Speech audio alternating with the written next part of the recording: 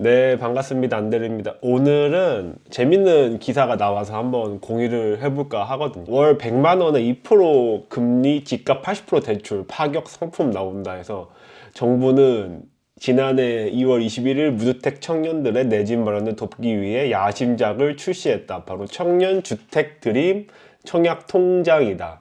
뭐 이런 내용이고, 본질은 똥파트 설거지 해달라는 말인데, 19세부터 34세까지 직전 연도 소득이 있는 자 5천만 원 이하이고, 그리고 우대 이율이 이제 무이자 1개월 미만은 무이자고 10년 이상은 2.8%입니다. 뭐 여기에다가 1.7%를 가산한다고 하니까 10년 넣으면 4.5% 준다는 말인 것 같아요.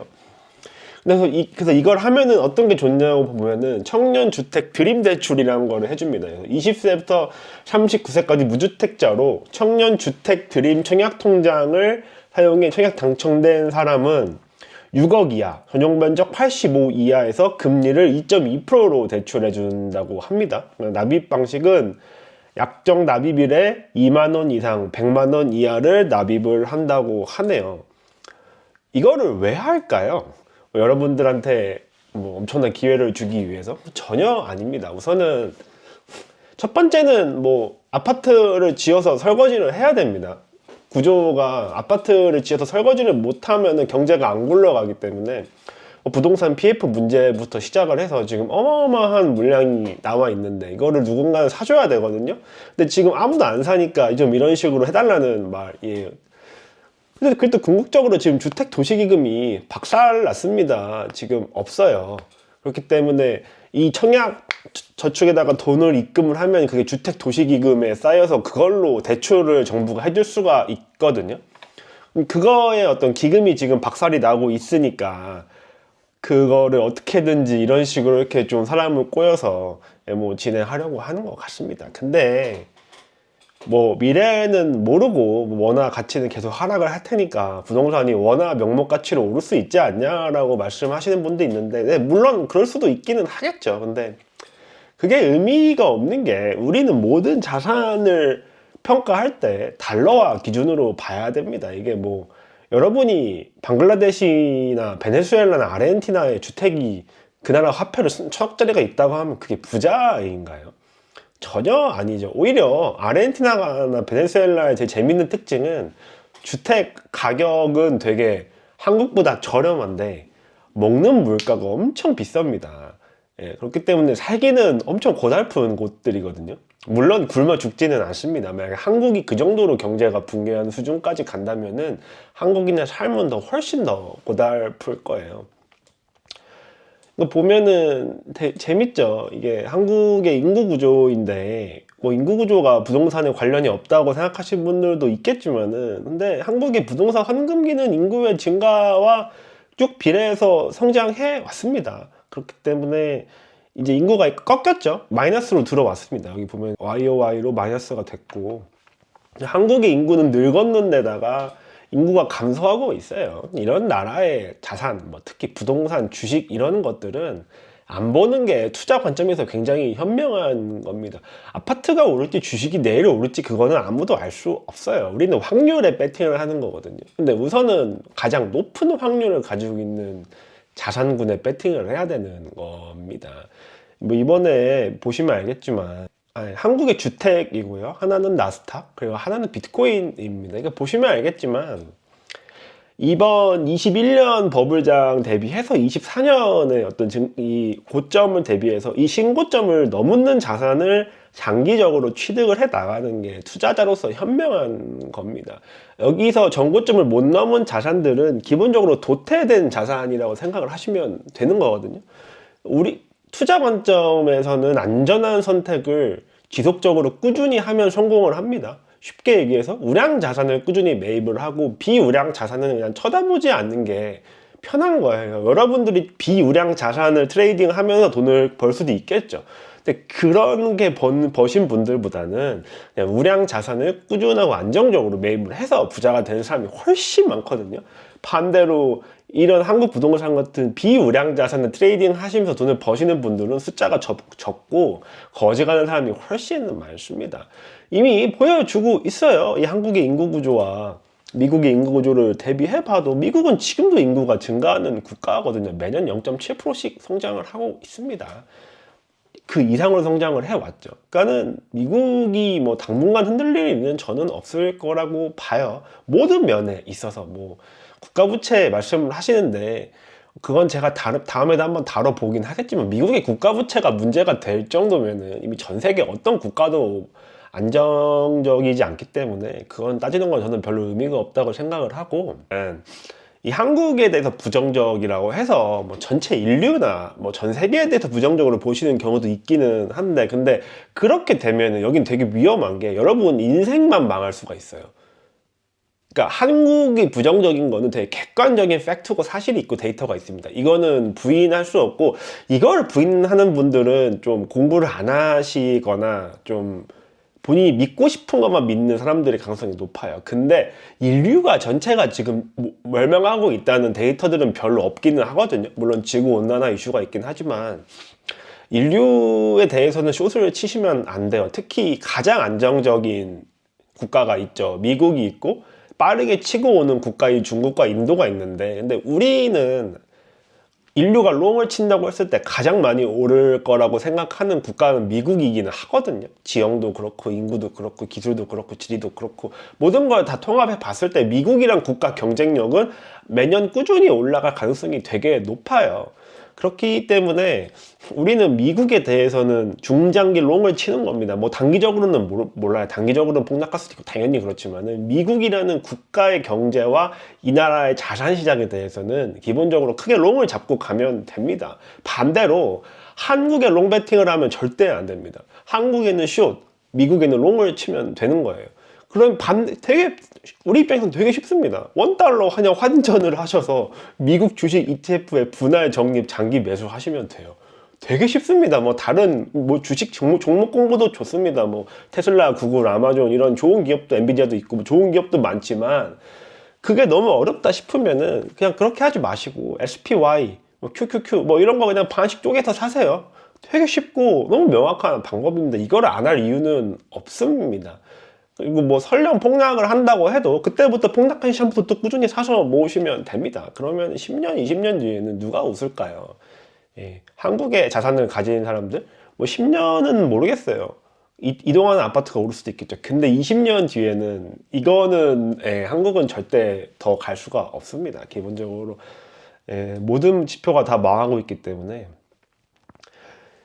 이 보배드림이라는 사이트에서 본 어떤 글인데 한번 제가 이 링크를 같이 공유해 드릴게요. 근데 이분은 이제 두 아이의 가장이신 거고 이 국가가 원하는 방향대로 성실하게 이렇게 뭐 기금 납입을 해서 아파트를 분양 봐서 이제 하신 분이겠죠. 근데 지금 이분이 겪고 있는 일을 보면은 이 한국의 건설사와 공무원 집단, 특히 이런 건설 쪽을 담당하는 기업들과 공무원들이 얼마나 진짜 한심하고 무능한지 그리고 부패했는지를 알 수 있는 대목이거든요. 이게 이번에 신규 이제 준공을 앞둔 아파트입니다. 이거 지금 보세요. 이게 지금 전 이거 한 30년 된 아파트인 줄 알았습니다. 이게 뭡니까? 이 창문 이렇게 크랙 생기는 게 이게 얼마나 불안하잖아요. 사람이 아파트라는 거는 내가 10년, 20년 살아야 될 수도 있는 곳인데 준공하자마자 이딴 식이면 뭘 믿고 여기에 살겠습니까? 이게 계단이거든요. 이게 만든 지 얼마 안 된 게 아니라 지금 만든 거예요. 근데 하나가 지금 빠져 있습니다. 이게 진짜 이런 정리 하나 똑바로 못 해가지고 이게 뭐 공학적으로 엄청 어려운 것도 아니고 보시면 얼마나 이게 한심합니까? 이거는 뭐 이거 아파트 짓는 사람이 그런 건지는 모르겠는데 이게 지금 와 이렇게 오줌을 싸놓은 것 같아요. 계단에다가.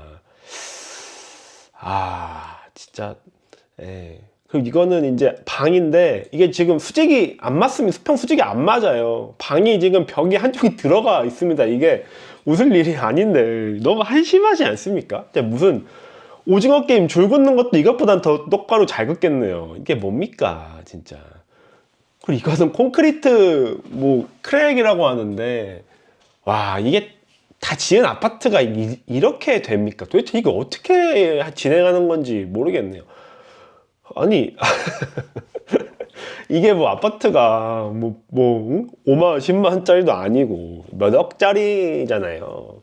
또 이게 지금 롯데건설입니다. 이 건설사가 이분이 올리신 글인데, 일군건설사 롯데건설이고, 뭐 이게 시공사는 그냥 뭐 어쩔 수 없다고 계속 얘기를 하고 있는 건데, 이제 시공사가 왜 이렇게 얘기하는지는 알아. 이거 어차피 바꿀 수 있는 방법이 없어요. 이미 있거든요. 근데 그거를 그냥 묻고 빨리 가려는 거예요. 그리고 이 구청 관계자도 공무원이면은 자기한테 세금을 내는 국민의 편, 특히 개인 약자잖아요. 건설사 대비 그 개인은. 근데 그러면은 개인 편을 들어줘야 되는데, 뭐 이게 왜 하자냐고 오히려 묻고 있고, 법적 기준이 있냐고 묻고 있죠. 근데 이게 법적 기준이 필요한가요, 지금? 한국이 이렇습니다. 행정주의, 형식주의, 관료주의예요. 실제적으로 어떤 일이 일어나고 어떻게 대응해야 되는지 공무원들은 관심이 없습니다. 그냥 규정집만 봅니다. 그거를 누구보다 잘 알고 있는 게 이런 시공사들이고요. 그래서 그래서 이제 너무 그래서 이 입주자분들이 화가 나서 공개했는데, 여기 그냥 안 나왔대요, 건설사가. 이 시의원들도 나오는데 그냥 상관없다 이겁니다. 어차피 뭐 여기 지으면 땡인데, 뭐 미래의 어떤 뭐 브랜드나 이런 거 다 아무 생각도 안 하고 그냥 빨리 지으면 돈 받고 나오겠다는 그런 마인드거든요.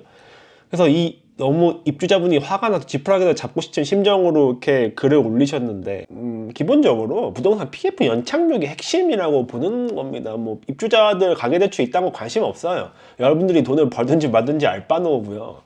예, 그냥 각자 알아서 살아라 이겁니다. 본인들은 그냥 본인들 임기에 큰 문제가 안 터지는 게 핵심이고, 60조를 투입을 해서 이 건설사를 다 살려주겠다는 겁니다. 근데 물론 뭐 이 입장도 이해는 갑니다. 이게 뭐 다 지금 건설에 물려있기 때문에 한국의 유통 대기업들이 롯데부터 시작해서 신세계도 마찬가지고, 이 건설이 살아나서 돈이 돌아야지 기업들이 안 망하고 궁극적으로 국가 경제가 유지가 되기는 해요. 그거는 팩트입니다. 하지만 이런 생산성 없는 곳에다가 60조씩 투입하는 것 자체가 이미 뭐 망조라는 얘기인 거죠. 뭐 이것 때문에 부동산이 더 오를 것이다라고 보시는 분도 있는데, 뭐 그거는 모르겠습니다. 근데 부동산이 오르면 뭐합니까? 나라가 다 망해가고 있는데.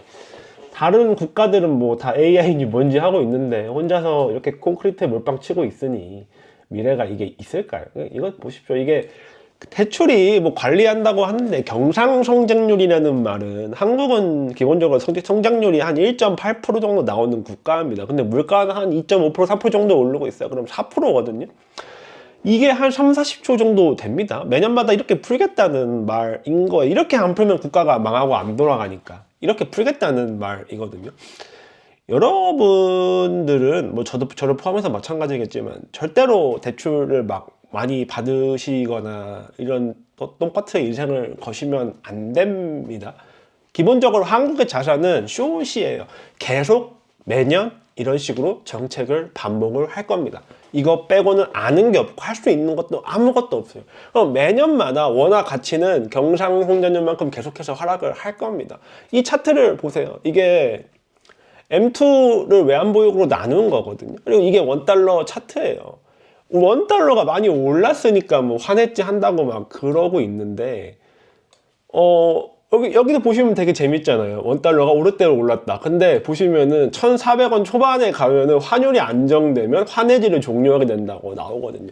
이거 보시면은 사실 대충 우리가 이거 다시 달러 얼마에 사야 되는지 다 알려주는 거거든요. 그냥 1,400원 초반에 사시면 됩니다.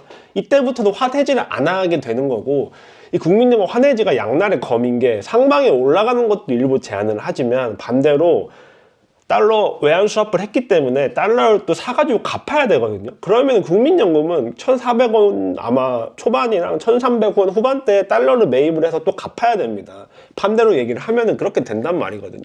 그럼 우리 똑같이 하면 돼요. 1,400원, 1,390원에 가면은 계속 사면 되는 거고요.